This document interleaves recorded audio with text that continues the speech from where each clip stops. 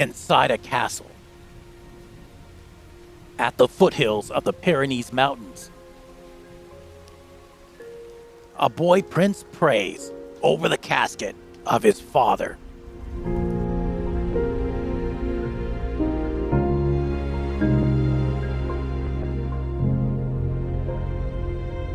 And as the mourners gather, and the power-hungry whisper, something even more pressing than the loss becomes evident.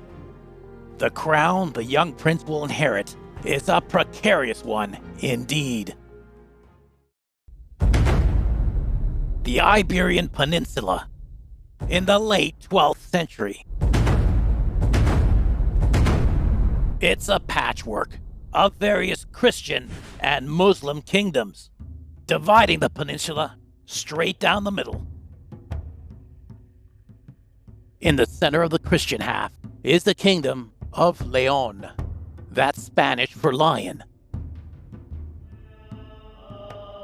But this lion has just lost its king, Ferdinand II, and his only son and heir is but 16 years old. Not exactly an age when one is usually respected by all. And that's just the start of the headaches that this poor young king is going to have to deal with. In the Kingdom of Portugal, his uncle, the late king's oldest brother, sits on his throne and has coveted eyes for the lands of León. And on the other side, in the Kingdom of Castile, the young king's cousin rules. And he'd have no qualms about going on the warpath against León, if it meant expanding his territory. On top of that, there was also a brooding sultan down south, who wasn't above making raids in southern León to gain some much-needed cash flow to fight his own civil wars. And finally, the Pope in Rome was breathing down the new king's neck to continue the glorious Reconquista, something that was not cheap. So one of the king's first acts was to levy taxes, something that was deeply unpopular. And even his own nobility were not too impressed with him, especially after he paid homage to his cousin in Castile to have his coronation supported, which still might not stop him from invading someday. In short, this kid's reign was on shakier ground than a Japanese earthquake. But incredibly, King Alfonso IX would find a solution to all his woes. And it would be a solution so revolutionary, it laid the foundations of the modern world we live in today. Parliamentary government and the rule of law.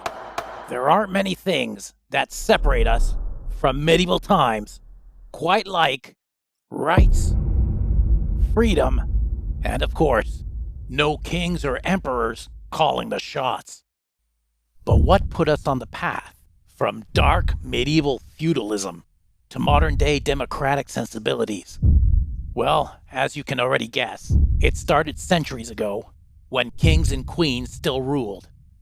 But if you really do think it started in England with Magna Carta, well, as I said before, think again.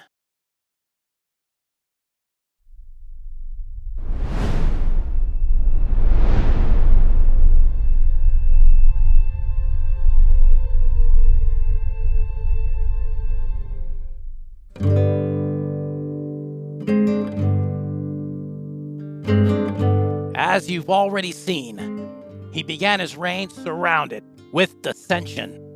So Alfonso did what any CEO of a modern-day corporation would have done.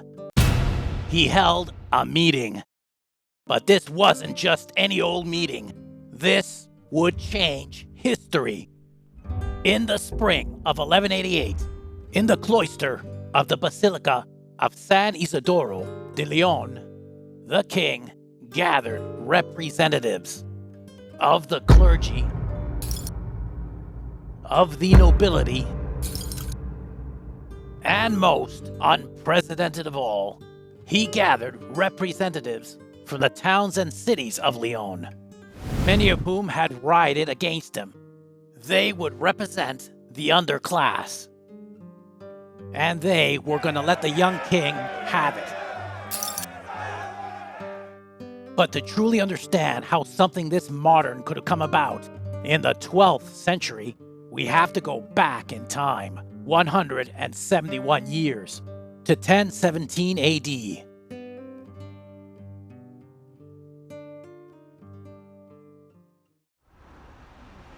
Today, the Cathedral of Santa Maria de León is in the Guinness Book of World Records for having the most amount of stained glass windows in the entire world. But back at the beginning of the 11th century, it was probably a lot more humbler a building. But it was within its walls, on July 30th, 1017, that the Fuero of León was read. At this time, León needed people. It needed workers.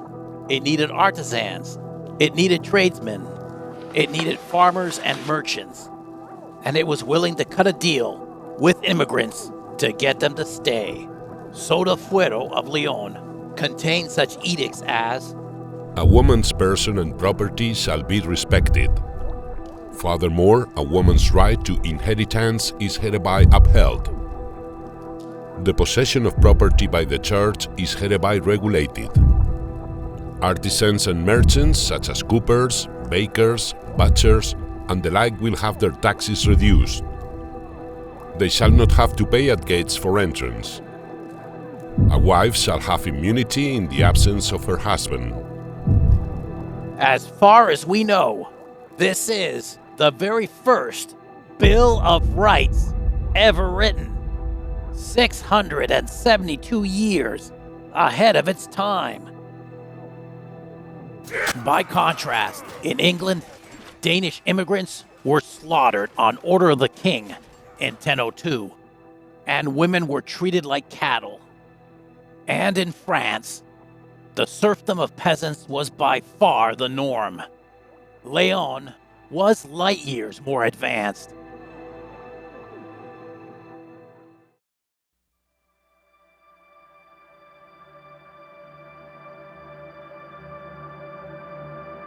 Fast forward to 1188, and our young king is obliged to hold the very first bona fide parliamentary session in the entire world. Demands were made, and the crown listened to every one of them.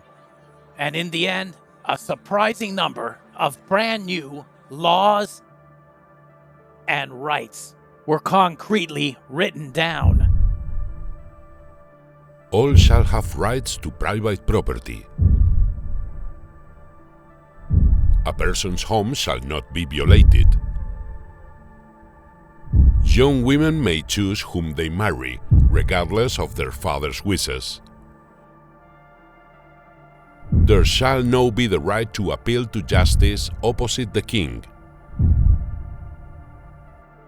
And henceforth, the king must seek counsel with the Cortes before entering or starting any wars.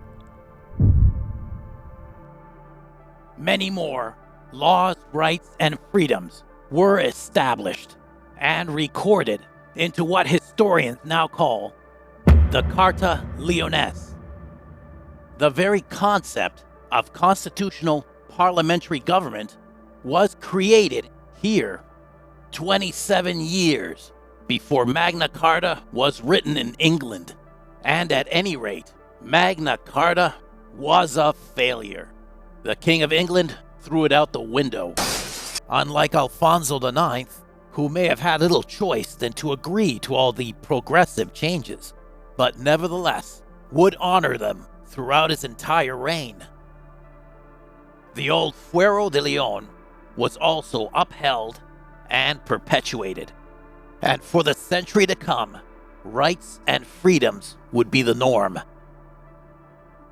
599 years later, in 1787, When the founding fathers of the US of A were drafting the Constitution, they studied the Cortes of León as an example of progressive government. Which is why the likeness of Alfonso IX's grandson, Alfonso X, can be found in the House Chamber of the White House, along with 23 other historic lawmakers. Alfonso X carried on the tradition of advancing human society, so much so that he earned himself the nickname of the Wise. The famous Australian political theorist John Keane has written that the Cortes of León was instrumental in perpetuating the parliamentary system across Europe and ultimately around the world. In 2013, none other than UNESCO recognized the Cortes of León to be the cradle of modern parliamentarism.